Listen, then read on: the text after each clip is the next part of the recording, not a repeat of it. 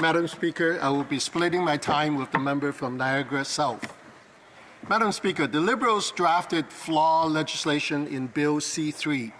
It was too loose in the requirements that would confer Canadian citizenship. The Conservatives and the Bloc therefore worked together to tighten up C-3. Our amendments were guardrails that prevented second-order abuses.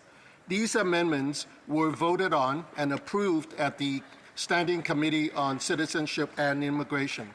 However, the NDP and the Liberals united yesterday to undo the positive changes that we so carefully crafted at committee and harmonize the pathways to citizenship across descent and naturalization.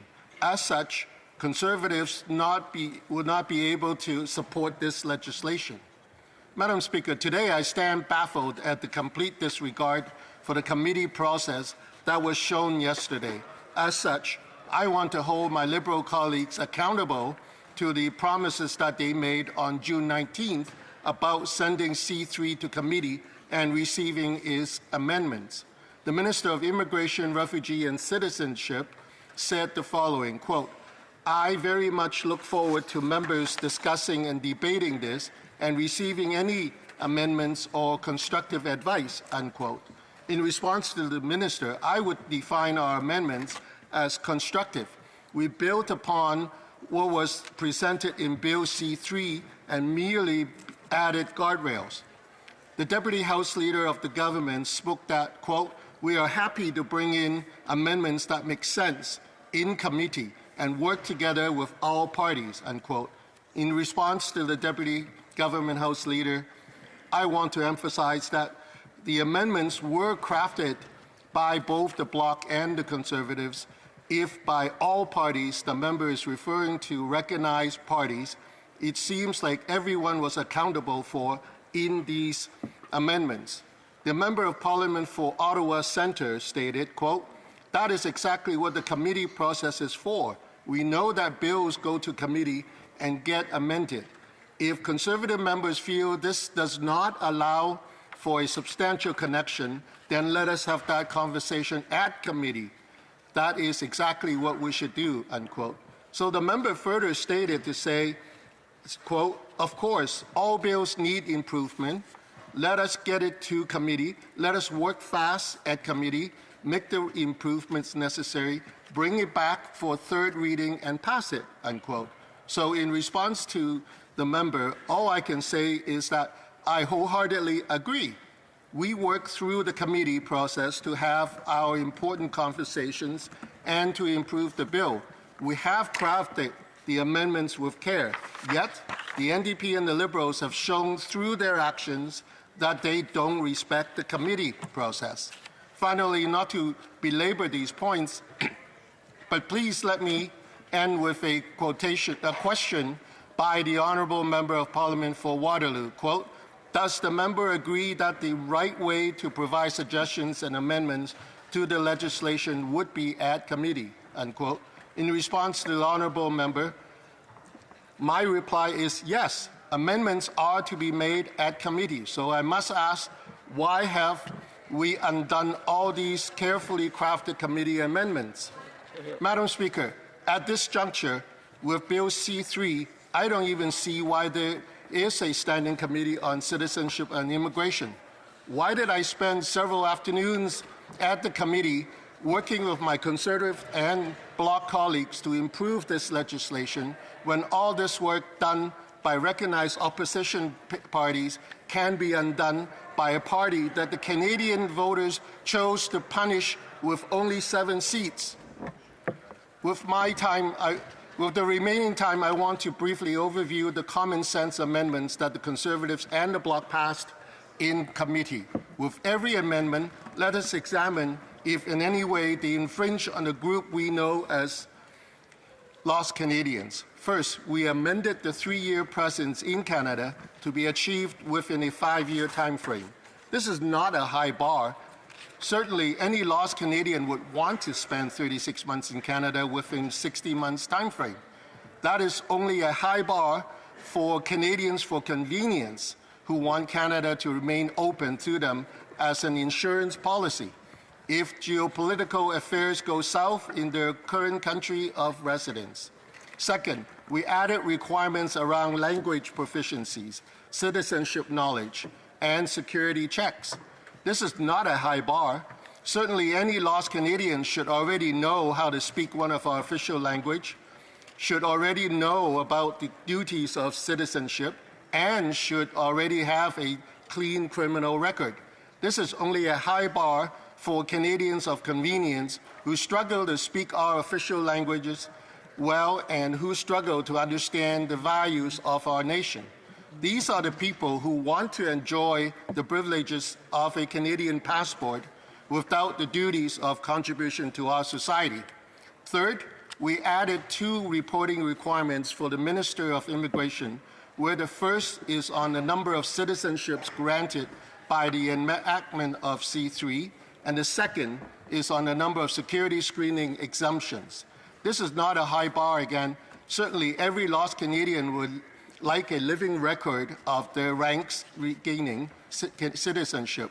Certainly, lost Canadians would want the Canadian public to be made aware of exemptions made for those in their ranks with criminal records. This is only a high bar for Liberals who do not want a living record of all Canadians of convenience they granted citizenship to. Madam Speaker, if Canada as a whole was a municipal community, the Conservative and Bloc members would be councillors who merely wish to put speed bumps on our residential roads. All our amendments were functionally speed bumps that made it harder to drive 80 kilometers per hour in a residential zone. Lost Canadians already know how to drive in Canadian residential zones.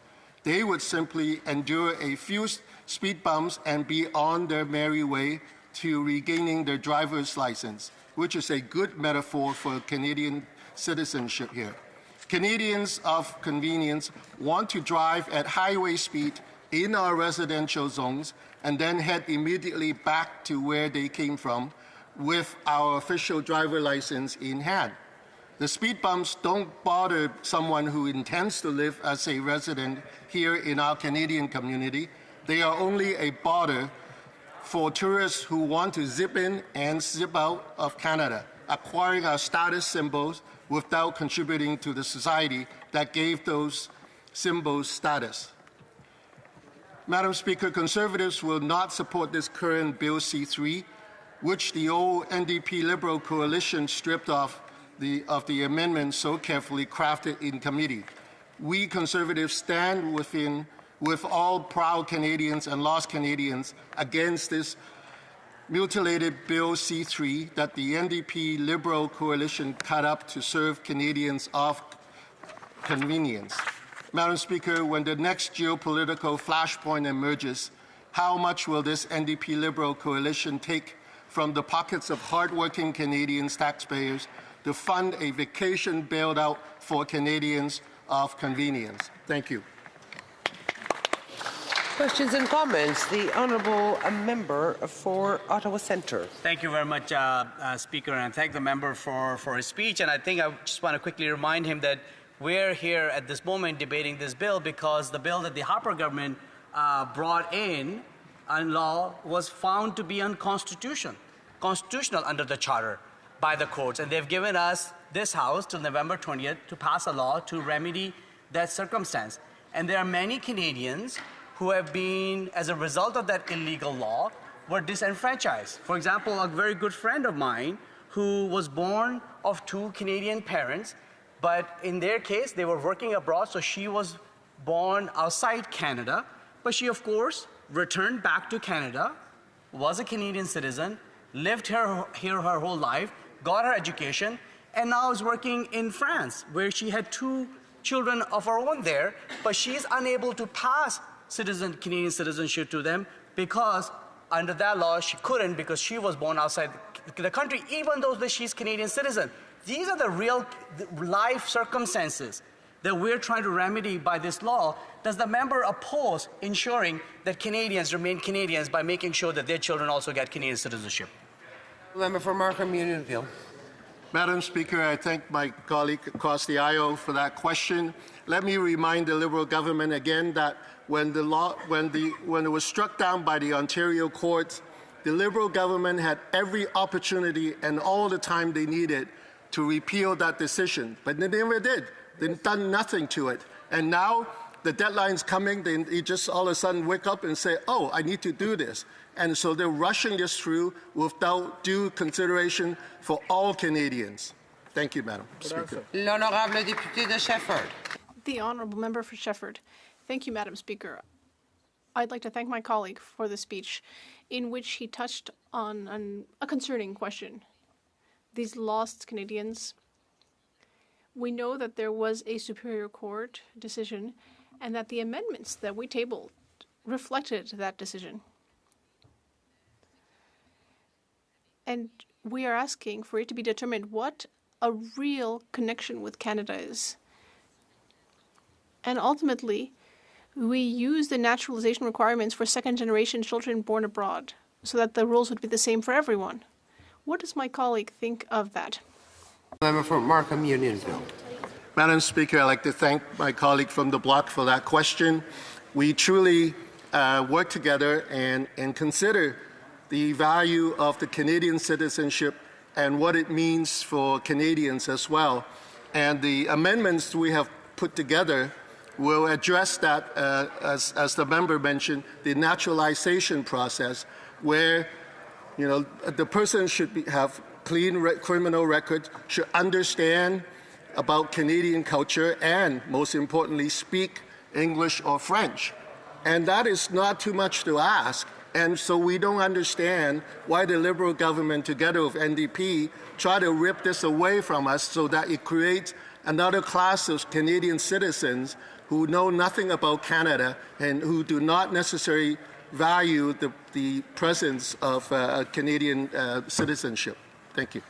The honourable member for Elgin, St. Thomas, London South. Thank you, Madam Speaker, and I'm very grateful to my colleague, the member for Markham Unionville, for his speech. I think he is the embodiment of what the Conservatives have been trying to say here, which is that to be a Canadian citizen requires, and should require anyway, a commitment to Canada and an investment to Canada. And I wanted to ask my colleague if he, as someone who was not born in Canada, has the ability to speak to the value of Canadian citizenship and what that should mean for people. For Markham Unionville. Madam Speaker, I'd like to thank my colleague for that question. And truly, we're talking about the values of being a Canadian citizen. My grandfather came when he was 15 years old, but because of the law of the day, my grandmother could not come, and therefore my mother was born in China, and subsequently I was born in Hong Kong. So therefore, by definition, I am a lost Canadian. However, we went through the proper channel of immigration, going through the residence requirements, and gone through all the various citizenship tests. So that proves to me it's valuable to go through that process so that we can integrate into the Canadian society and be a positive role model for the country. Thank you.